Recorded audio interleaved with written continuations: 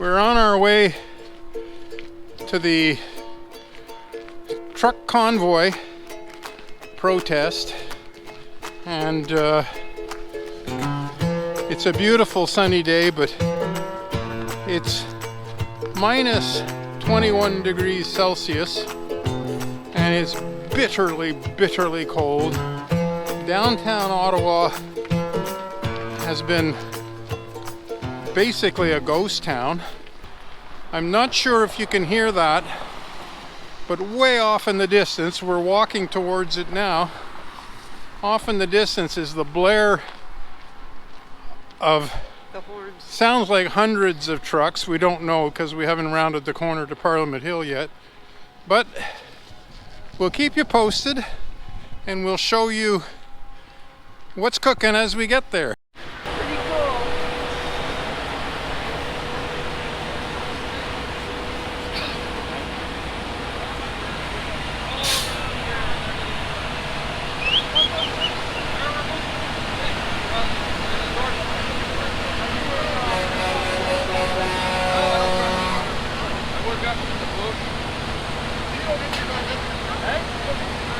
I don't need to be back there, but I'm here anyway. No! Because the needles can't go through my skin. They're not strong enough. What did he say? He said that the needles can't go through my skin.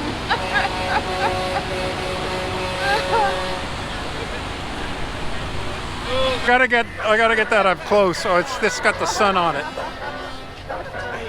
Very creative. Who thought of that? Some guy gave us, he's distributing them. Oh, okay. Yeah, that's pretty ingenious. Long. They should have been good. My last battery was supposed to be good for at least an hour, and it probably didn't last.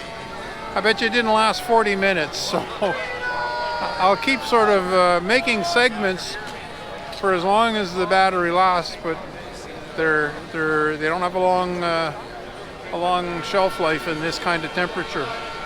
All right, back with you later.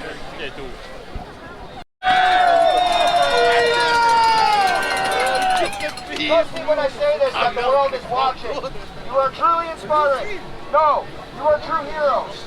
For the rest of time, you will be remembered as such. And don't let anyone tell you any different. This day will be one for the history books, and I am honored to be a part of it. Yeah! Witnessing firsthand the 10,000s of supporters across almost every overpass for hours on end in horrible weather conditions, waving their flags and cheering us on. The almost $8 million that has been donated to our cause. The food and lodging that has been offered to you by caring people, most of which who have suffered greatly for the past while themselves. Still, they are jumping at the chance to show their support in any way possible. Hearing the thousands of kids calling through the public CB channels to show their love and support for the truckers. To the American truckers that are standing with us today, thank you also. And if you ever decide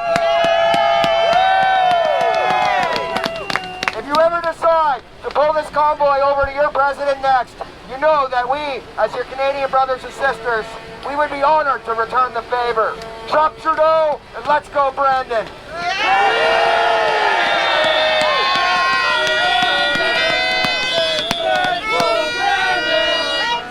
All these things have brought tears to my eyes on multiple occasions in the last few days.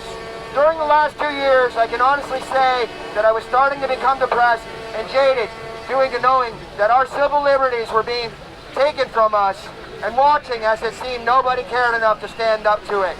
I have never been more proud of Canada. I have never been more proud to say that my grandfather and my mother are truckers themselves. Words cannot express the gratitude I hold in my heart for what you are doing for us. We will forever be grateful.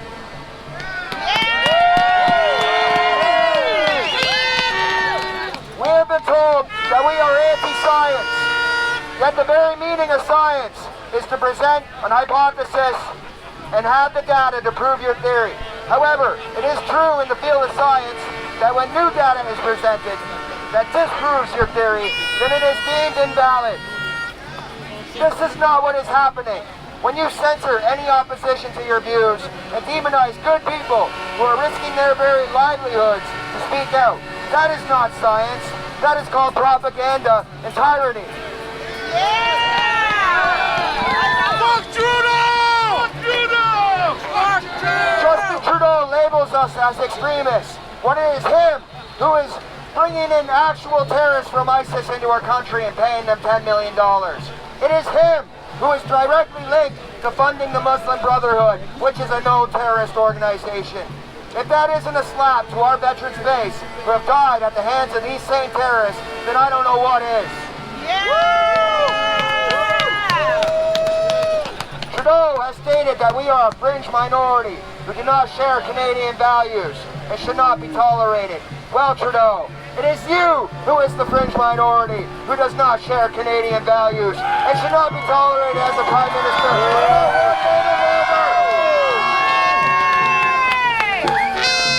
Fringe minority! Justin Trudeau says we don't follow the science, but what he really means is we won't follow his commands. And what does he do in response to us being here in defiance of his unlawful mandates? He runs and hides again. The pitiful coward of the cottage doesn't have an ounce of integrity in him. And I truly believe he is one of the most hated prime ministers in Canadian history.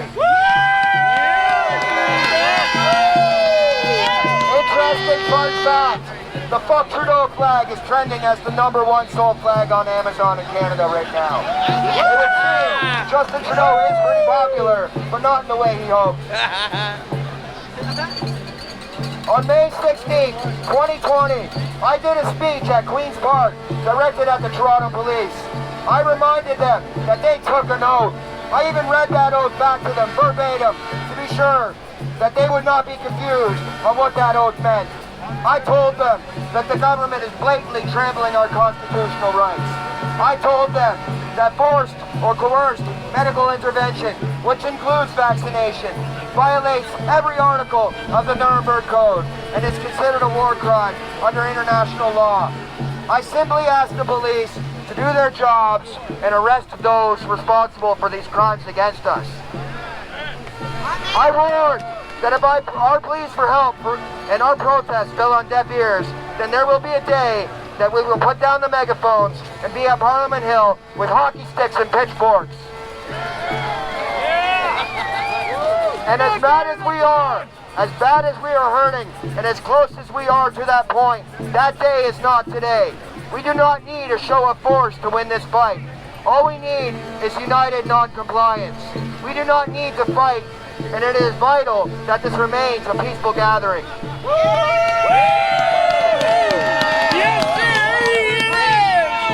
All we need to do is continue to drive all these trucks around the Parliament building every hour of every day, blasting your horns until the government learns to respect our rights and freedoms.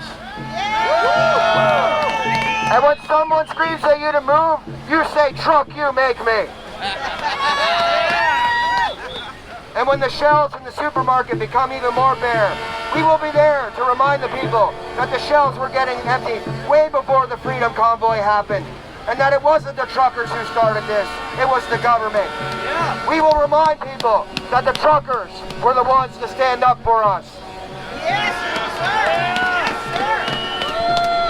But we have to be cautious, we have to be careful. The government is just itching for something bad to happen today that they can blame us for. To the people here today, if you see anything suspicious happening, please film everything possible. Just imagine the outcome of the Kyle Rittenhouse trial would have been if there had not been multiple people filming from multiple angles. The news agencies have lost all credibility. We are the media now. People have already lost so much, not just their jobs, but their loved ones also. But there is still so much at stake. Our children's future is at stake, and I will not be silent. If we allow this to continue, our children will be condemned to a life of servitude. If we don't have the freedom to decide what can and cannot go into our bodies, what freedoms do we have? We are well aware of the dirty tactics the government has long employed, such as agent provocateurs within our ranks to cause harm and destruction of property, to have an excuse to arrest us and brand us as an extremist, and have the mainstream propaganda machine paint us in a negative way. We have to be mindful of these types of controlled opposition. They did it during the G20 protest in Toronto, and they will do it here again today if they have the opportunity to. It was the protesters that caught and restrained the culprits responsible for burning cop cars at the G20 protest, and it was discovered that some of them were undercover police officers. We know that they have lied on the news about the numbers and the purpose of this convoy, which is to end all mandates which are unlawful.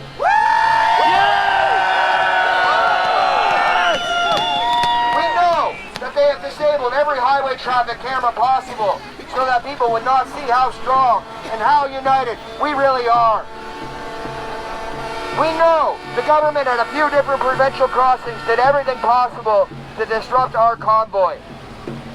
We already have evidence that Trudeau and our government has directly funded Antifa communist thugs to the tune of millions of dollars to dox, harass, threaten, and assault people just for thinking differently than they do. The same well-funded organizations that burned, looted, and murdered people in American cities for months on end starting in 2020. The same types of people that were on the CB channels populated by thousands of children spouting vile, racist, and despicable comments, when it was the truckers themselves who have gone out of their way to establish a strict code of conduct and a zero-tolerance policy, even towards swear words. Honestly, to any Antifa here today, I don't know how you sleep at night. You are just horrible people. You're not wanted here. Anyone who's advocating for mandatory vaccination is advocating for war crimes, plain and simple. Now the government is coming after our children to commit those same war crimes. And I guess that they figured that we have been so compliant until now that they didn't think there would be a pushback. Well, now we push back. Now we stand up. This is the turning point. We will not stop. We will hold the line. Hold the line. And if the government keeps committing these crimes against us, I would like to remind them that we have had the right and ability to overthrow any tyrannical government since the days of the Magna Carta. And if Justin Trudeau doesn't think that will ever happen here, and he really wants to test our resolve, well then he should just truck around and find out.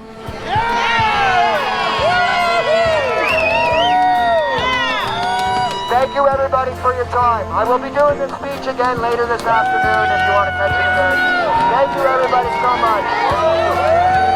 Freedom! Freedom! Freedom!